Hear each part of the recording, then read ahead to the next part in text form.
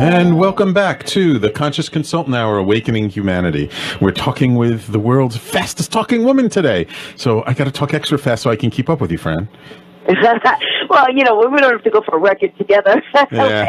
Maybe we can just relax, Yeah. Let's take it easy today. So you were talking about sort of your first book and how it came about. And really, it's like, oh, you need a book in the back of the room. Okay, I'll put a book together. And you put a book together in like 2 weeks.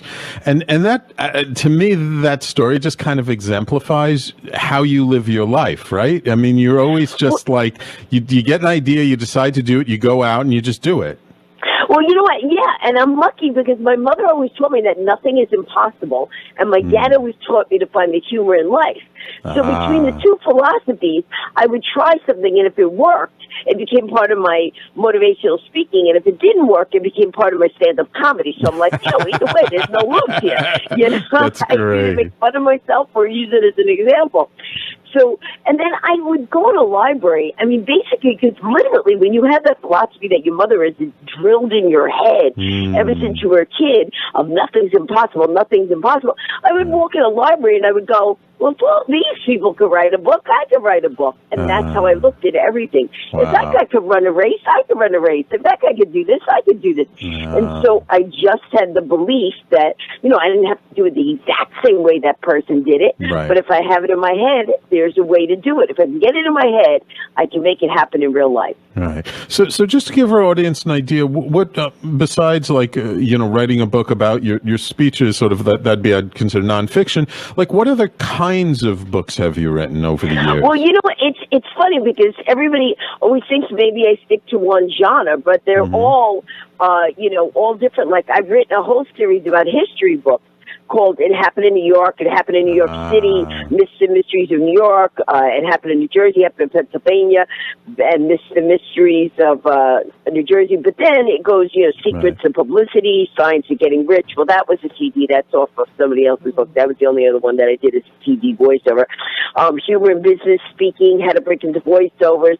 And then I started doing things based on what I really love. Not that I didn't love that stuff also, because I love research and finding all that stuff. Right. But adrenaline adventures, 50 different adventures you could do in a day or a weekend. Everything from bungee cord jumping, scuba diving with sharks, eating fire, and then I did the Almost a Wise Guy, which was a book based on the life of my dad. He had one brother, a highly decorated police officer, and the other one that was in the mob. When my dad was dying, he was like, listen, I want to write a book about my life. And I'm like, Dad, I don't know if that's a safe thing. So the beginning of the book says the names have been changed to protect the author, because I'm like, I'm not taking a chance. Hey, right. And then I have a CD out called Journey to the Titanic, because remember we had talked about, I did a book signing down by the wreck site of the Titanic. More people have been to outer space than down by the Titanic, and that's where I became the ordained minister, because I said, well, I don't want to just go down there and do a book signing. I want to honor, because, people did die down there, and I figured just doing it as myself wasn't good enough, so I became an ordained minister so I could be the first person to ever say a prayer down by the wreck site of the Titanic.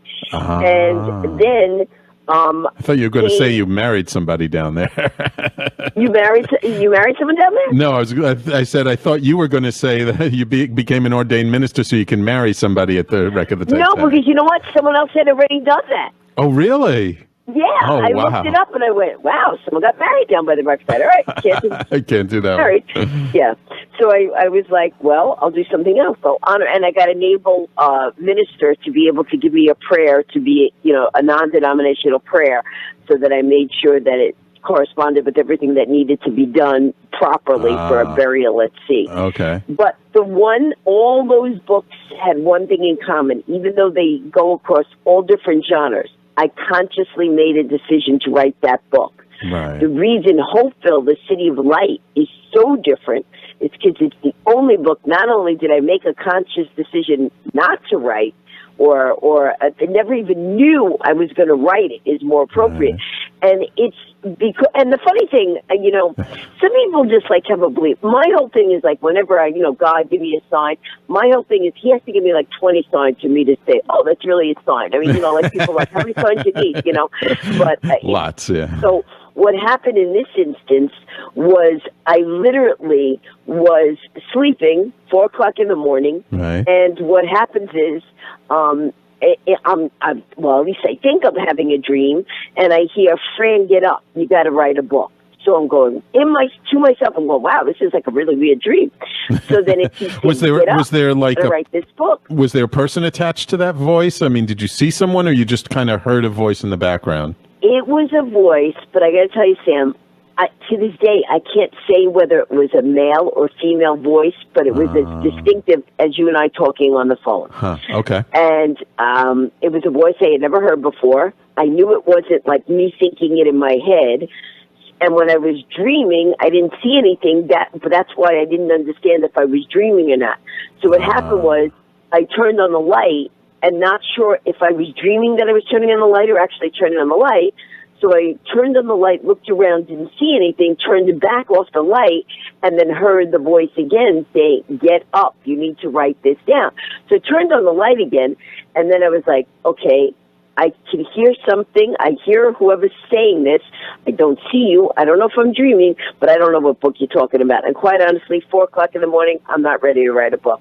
And the voice is going, you have to write a book, write this book. It's got a message that's got to get out to the world.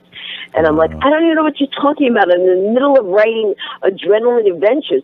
And I was literally arguing with the voice, and the voice was saying, I don't know who it is. So, and so the voice was being very persistent, and it was like, get a pad and pencil. I mean, it was instructing me.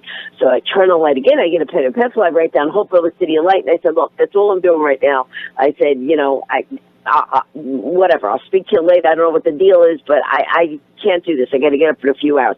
So that's all I did was write down Hope of the City of Light, pretty much, I could see that stuff was like maybe starting to fall, but like I just fell back asleep, at least. And then the next morning got up, took my kid to school, my mom to work, and then I had to get my car fixed. And I was going to type the chapters of Adrenaline Adventures because that's the book that was due. Right. So that happens is I go to the place, and listen, if I've written 18 books in like 16 years, I don't have I don't have a problem with writer's block. Right. So I literally have never, so I'm there with my laptop computer. Mm-hmm. I start to type. Right. And Sam, it was the weirdest thing. Physically, it was like someone would not allow me to type not one word of Adrenaline Adventures. Wow. And my hands were like frozen. I'm like, what is going on? And I tried it like 3 times. And then I was like, okay, I can't just sit here and not do anything for 3 hours while the car is being fixed. And I had put that piece of paper in my pocket. And I said, oh, what was the name of that voice thing I heard? And I took it out and I looked at it. And I said, maybe I'll just at least write the title in so I don't forget it. Right. And I typed Hopeville, the City of Light. The next 3 hours, I don't remember anything. All I remember is literally typing the words, the end, and then the guy saying to me, Fran, that was the weirdest thing. Your car's ready. And he goes, that was the weirdest thing. I was like, what? He goes, you didn't move. You didn't look like you were breathing. You didn't go to the bathroom. You didn't blink. We were scared to even come in your circle because you just were so intense. You didn't move your head, nothing. I think I wrote a book saying, how do you think you write? I honestly can't tell you one word on this page. Wow. And you feel like like an idiot, I don't know what I was doing for 3 hours, And they're over there. At one point, I remember before I start typing, looking around and going, wow, I'm in the back of after I finished typing the whole thing, I'm going, this is so weird. I'm in the back of an auto body shop, and what just happened? So 2 weeks later, I decided I better look at the book because, I started thinking guilty, what all of a sudden, a voice gives me this thing, I don't want it. So I look at it, and it was a story about a widowed woman who has 3 jobs trying to make ends meet, a little boy who's constantly getting bullied, a successful businessman who gave up everything just to build a business. So, no family, no pets, nothing, just to build a business. And an old man who feels he has a lot he wants to share, but nobody wants to hear it from him because he's an old man. And so what happens, that same night, they're all discouraged, and they say a prayer, and an angel of light appears to them and tells them just a little thing they have to do that can literally, if they do it, they will serve as an example, and it will create a domino effect and change the town. And that in that, that the angel was going to provide them with a visual that people can see to help them along, which was a light that would shine on their shoulders that could not fool. So when you're thinking good thoughts, the light shines bright. When you're thinking bad thoughts, the light shines red. And you can't force the light and trick the light into doing it. So, of course, each of them is questioning, I'm going to have a light on shoulder, how am I going to take a bath? They're all questioning all these, different things. They don't think it's possible. And the angel's like, just trust me. And so, but I'm just a little boy, but I'm just a widowed mother. You each have the power within you. And so they each take on this challenge, and there's a lot of different challenges they have to overcome. And, and then it goes on to the whole story of how they do it and what they do. And so I finished writing the book, and that's the story. Wow. And I leave it. And this was back in 2004. Okay. Don't do anything with it. And then I start getting guilty because that was like in April. And I'm like, I really got to do something with this. So in November of that year, I decide I'm going to print up 50 copies. Again, Staples, like that was like my favorite publisher. So I went to Staples and I print up 50 copies and tell people about the book. And in 1 hour, all 50 copies sell. Wow. Do I do anything more? You would think I do? No, I leave it. Okay. All right. So let's leave it. Hold it. Let's leave the story there. Okay. When we take a break, I like to leave our audience on edge. So for them to find out what happened next, you're going to have to stay tuned after this commercial break. So Fran, hold on. Everybody, we'll be right back.